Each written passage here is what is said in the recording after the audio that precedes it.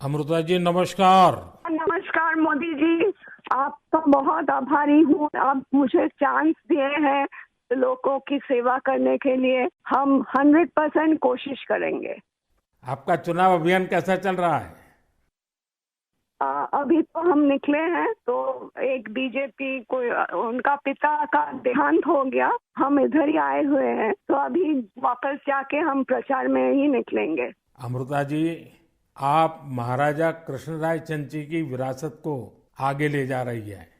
एक बात आपको हम शेयर करना चाहेंगे। हम क्या कह सकते हैं? जी जी जरूर, मुझे अच्छा लगेगा। ये जो महाराजा कृष्णचंद्र का हम फैमिली है तो उसका भी ये लोग विरोध कर रहे हैं। क्या बोल रहे हैं कि वो ब्रिटिश के साथ साथ दिया था, फिर वो मैंने हम लोगों को गद्दार समझते हैं। क्यों किया वो नहीं बोल रहा है। इतना जमीन दान किया, इतना सब लोगों के लिए किया, भलाई के लिए किया, वो सब नहीं बोल रहे हैं। लेकिन क्या बोल रहे हैं तो हम बोला कि क्यों किया ऐसा महाराजा कृष्णचंद्र।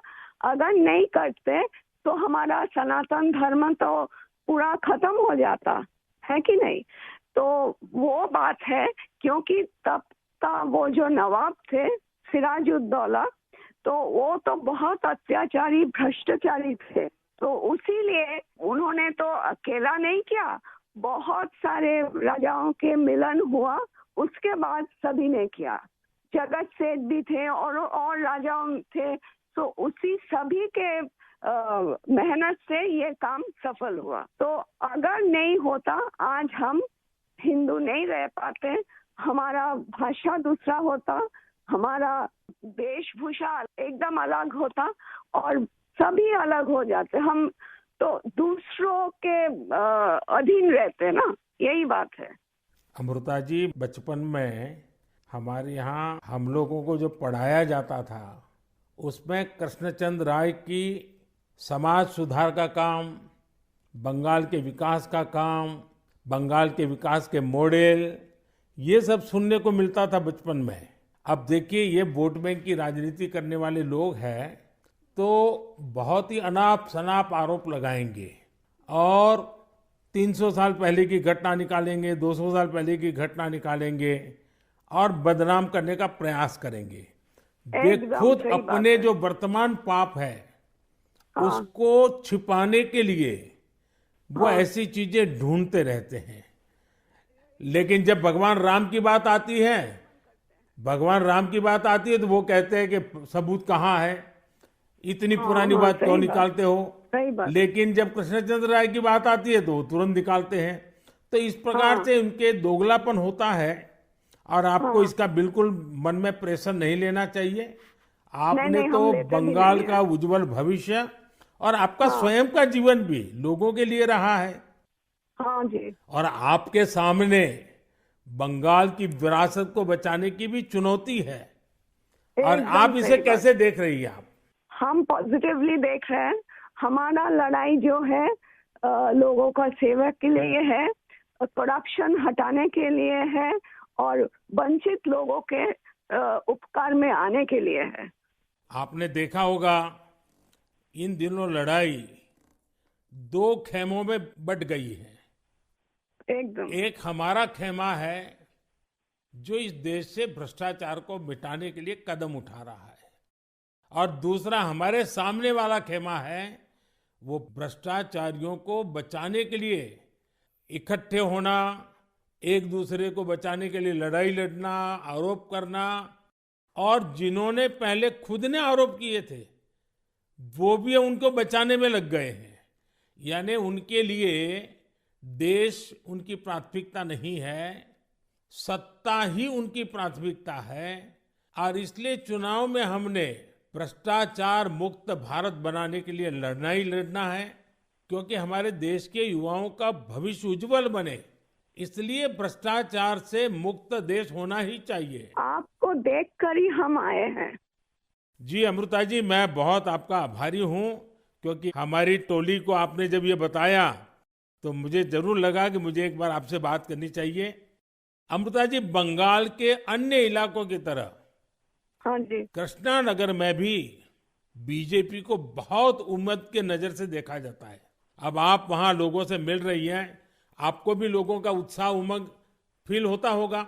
बहुत जनों ने बोला उन लोगों का डीए अटक गया। बहुत जनों ने बोला स्कूल में भर्ती कराने के लिए लाखों का पैसा चाहिए। बहुत जनों ने बोला हमको कि हमको बोला था कि घर देंगे, नहीं दिया। तो क्या बोले इसको। अमृता जी, मैं आपको एक बात बताता हूँ। हाँ जी। मैं एक लीगल एडवाइस ले रहा हूँ। हाँ, प्लीज बोलिए। हमने बंगाल में ये ईडी वालों ने करीब 3,000 करोड़ रुपया इनका अटैच किया हुआ है। अब ये पैसा गरीब आदमी का पैसा है। किसी ने शिक्षक होने के लिए पैसा दिया, किसी ने क्लार्क होने के लिए पैसा दिया। वो सभी लोग जानते हैं। वो एकदम फेडअप हो गया, एकदम हाल छोड़ दिया। हम जो देख रहे हैं टीएमसी के ऊपर बहुत लोग नाराज है क्योंकि ये सब बहुत अत्याचार हो रहा है। तो मैं जो लीगल एडवाइस ले रहा हूँ, तो मेरी इच्छा ये है, अगर मुझे लीगल एडवाइस मिलेगी तो नई सरकार बनते ही जो भी कानूनी प्रावधान करना पड़ेगा, कुछ नियम बनाने पड़ेंगे, तो मैं ये जो 3,000 करोड़ रुपया है, जो जो गरीब लोगों का पैसा है और जिसने इस प्रकार का पैसा रिश्वत में दिया है, उन सबको मैं वापस पैसा करना चाहता हूं। तो आप पब्लिक में जरूर बताइए कि मोदी जी से मेरी फोन पर बात हुई है और उन्होंने कहा है कि बंगाल के लोग विश्वास करें कि जो 3,000 करोड़ रुपए ईडी ने अटैच किया हुआ है, वो 3,000 करोड़ रुपया गरीबों का पैसा है बंगाल के, और वो उनको वापस देने के लिए कोई न कोई रास्ता मैं खोजूंगा। ये जरूर बताइए आप लोगों को। हम बोलेंगे। अमृता जी, पूरे बंगाल में बड़ी संख्या में लोग बीजेपी के साथ आ रहे हैं। जब आप क्षेत्र के लोगों से बात करती है, वो क्या बात करते हैं? अपनी अपेक्षाएं आपको बताते हैं क्या? हाँ, बताते तो हैं। आपके कामों पे हमारा भरोसा है, ये सब बताते हैं। और हम पूछते हैं कि महुआ मैत्रो का क्या होगा, बोलो उसको तो जेल ही जाना है। अच्छा, लोग बोलते हैं। हाँ जी। अच्छा, ये मोदी की गारंटी को लेकर आपके लोकसभा के क्षेत्र में लोगों तक बात पहुंची है? हाँ हाँ, हम तो बोले हैं। तो बोला मोदी जी की तरह हमारा भी गारंटी है, हम जरूर कोशिश करेंगे आपका सेवा में आने का। अमृता जी, मुझे बहुत अच्छा लगा आपसे बात कर करके, और मुझे विश्वास है कि आप विजयी होकर के आपके परिवार की जो बंगाल की सेवा करने की परंपरा रही है, उस परंपरा को आप आगे बढ़ाएगी। आपने चांस दिया है, इसलिए हम आभारी हैं। आपने ये चांस मुझे सौंपा है। बस आप जीत करके आइए, हम मिलकर के बंगाल के लोगों की बहुत सेवा करेंगे।